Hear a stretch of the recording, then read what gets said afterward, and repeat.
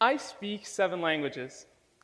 And as soon as people find out about that, what I'm most often asked, other than for my phone number, is how did you do it? How did you go about learning all these different languages? Well, today I'm going to share with you some answers. So my phone number is 212. I'm just kidding. See, I was raised as a polyglot. And by the time I turned 18, I could speak already 4 different languages. And then, for the subsequent 3 years, I learned 3 additional languages. And it's about those 3 years that I want to talk about. Because my language acquisition process was very different from that of my peers. In that it was never this stressful, strenuous, difficult, seemingly impossible task, but rather something enjoyable, fun, exciting. I loved it, every single moment of it. And I want to share with you what was it that made it so special?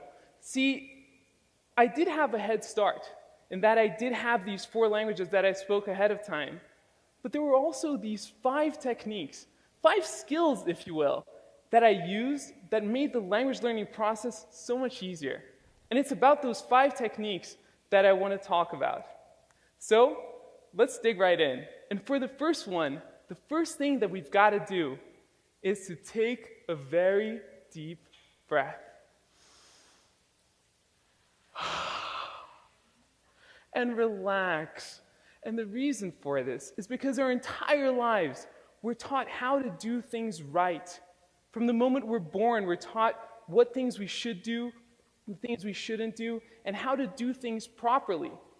Well, when it comes to language learning, the golden rule of language learning, the most important thing is to get things wrong, to make mistakes.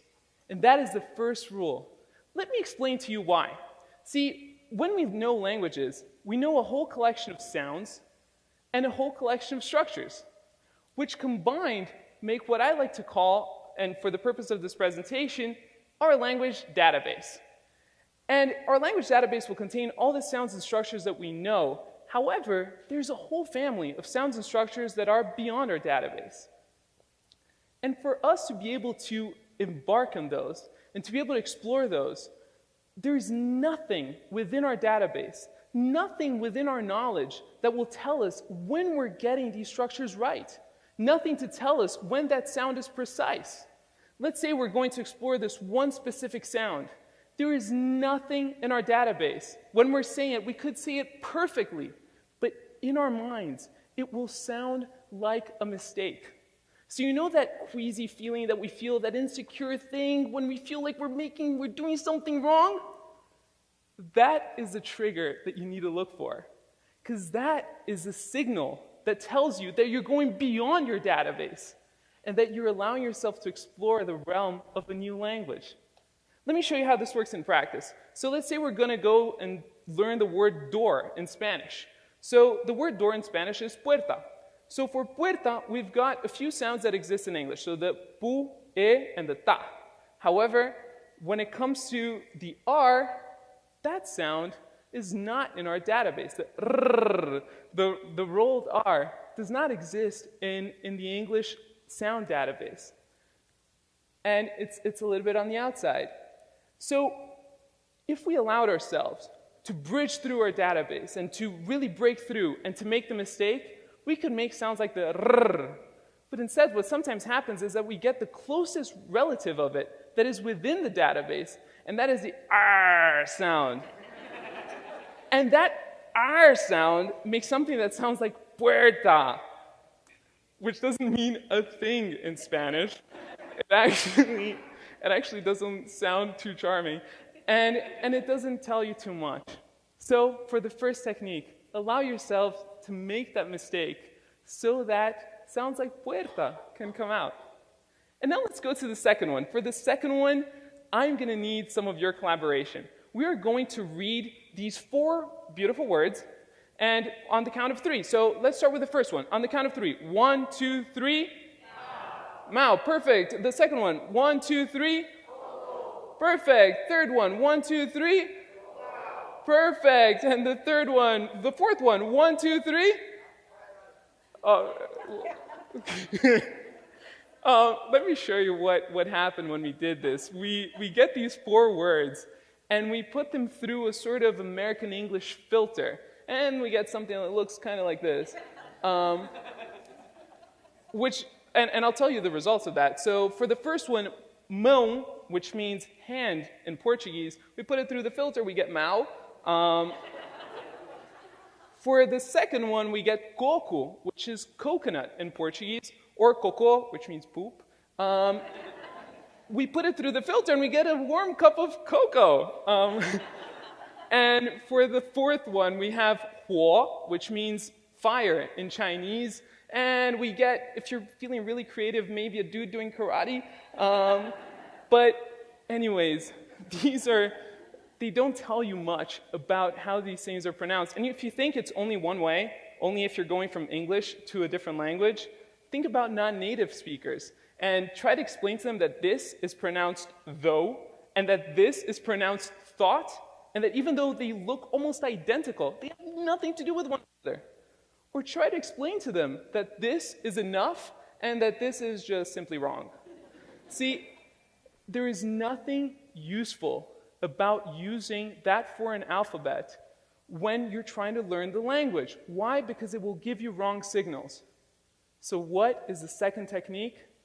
Scrap it. Scrap the foreign alphabet. Let me give you an alternative of how you can go about this. This is a Brazilian currency, and it's spelled like this. So on the count of 3, can we all say the name of this currency? 1, 2, 3. We have some people who know the spelling. Yeah, real for the most part. And as useful as this might seem, it doesn't tell you a single thing. And when you're speaking Portuguese, real means nothing. Let me give you an alternative. See, in Portuguese, the way that you say real is real. So let me teach you how to say it. So on the count of 3, let's say he. So it's he, but without the e sound. So 1, 2, 3, he. Perfect. And now let's say ow. It's like ouch, but without the ch sound. So it's ow. 1, 2, 3. Perfect. So he. Ow. He. Ow. He. Ow. Real. Real. Perfect. Now you all sound like passionate Brazilian capitalists. And so why would we go and use something that looks like this, that looks real, when instead you can use something that looks like this and gives you so much more information about how to say something in a foreign language? And that puts us in a really good spot, because at this point, we allowed ourselves to break through our database and to make mistakes, to go into that uncharted territory of a new language. And then we figured out how to take notation in a way that the information is actually meaningful. But then how can we test it? And that's where technique number 3 comes in. Technique number 3 is about finding a stickler. So finding someone who's detail-oriented and who won't let you get away with the mistakes. And more than finding someone who's really that person, the guru for the language, it's more about establishing the right sort of relationship. Relationship with someone where they will correct you. They'll feel comfortable correcting you and making sure that you're getting to that spot you wanted in the language. But at the same time, someone who will encourage you to get things wrong and to make those mistakes in the first place. And sticklers could be your teacher, it could be your tutor, it could be a friend, it could be someone on Skype or Craigslist. It doesn't matter. You can find sticklers all over the place, and with technology, it becomes a lot easier to find them. And then it's time to practice. And for practicing, we've got the 4th technique. See, I always thought I had this thing that was a little bit of a Sid craziness that I did, and then I realized how useful it was. I always did what I like to call shower conversations. And shower conversations are exactly what they sound like. When I was learning a new language, I would stay in the shower for a few minutes, and I remember having all these discussions. I remember when I was learning Chinese, and I would haggle and try to get 2 yuan more to get that wonderful dumpling and getting the discount. Or I would go to Roma, and I would ask for directions to the best piazza. It was amazing. And the beautiful thing about a shower conversation is that it allows you to find wherever you have a gap in your knowledge, because you're having the conversation on both ends. For example, it's easy to ask for directions. How about receiving them? Or even better, giving directions? Well, the shower conversation forces you to have both sides of the conversation. And you don't need to have them in the shower. The wonderful thing about them as well is that you can have them anywhere. So you can have them in the shower, in your apartment, walking down the streets, in the subway. And seriously, if you're in the subway, speaking to yourself in a foreign language in New York, you'll fit right in. You're fine. And it's great because you don't depend on anything or anyone to get your practice. And I did this for years, and later on I found out that professional athletes do it too. Michael Phelps is known to visualize every single one of his races several times over before jumping in the water. Worked great for him, and it works great for me too, so it would work for you as well. And now, let's go to using the language, because up to now it's great. We figured out how to do all these things. It puts us in a really good position to use the language. And for that, I recommend you find a conversation buddy. And to find a conversation buddy, I recommend you follow what I call the buddy formula. And that is a way that you can make sure that your incentives are always aligned to use the new language. So for that is, the target language should be your best language in common. Why? If you're anything like me, you like to learn languages so that you can communicate with more people, so that you can reach out and understand a little bit more about their brains and their hearts.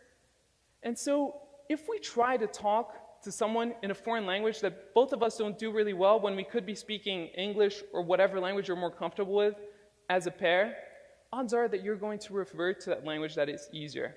So I recommend you find someone where your best language in common is your target language. And if you can't find one locally, try technology, or if you can travel, that would be perfect. There's a problem with that, and I realize it, because it's difficult to find someone that fits that profile exactly. Well, I've got good news. And I found that out when I was at work, and one of my colleagues, he's a linguist too, he speaks a ton of languages, and our best language in common was definitely English. Our second best language in common, definitely French. But we always spoke in German to each other in the office. Why was that? It was because there were people in the office who spoke English. There were people in the office who spoke French. But we could talk about Friday and Saturday night in German, and nobody had any idea what we were talking about. So it can also be your best secret language in common. And it becomes such a convenient tool. You can have that with your friends, and you get a sense of privacy in public. No matter where you are, you can have a private conversation. So let's recap. With the first technique, we allow ourselves to break through the barrier of language and to explore the uncharted territory of sounds and structures outside our database. Then with the second one, we learn how to take notes and how to make sure that we can take notes in a way that we can replicate those sounds and structures later. Then we can check the mistakes by finding a stickler. Fourth, practice. Have your shower conversations wherever you want to be. And then follow the buddy formula, and you can find someone to practice your language with.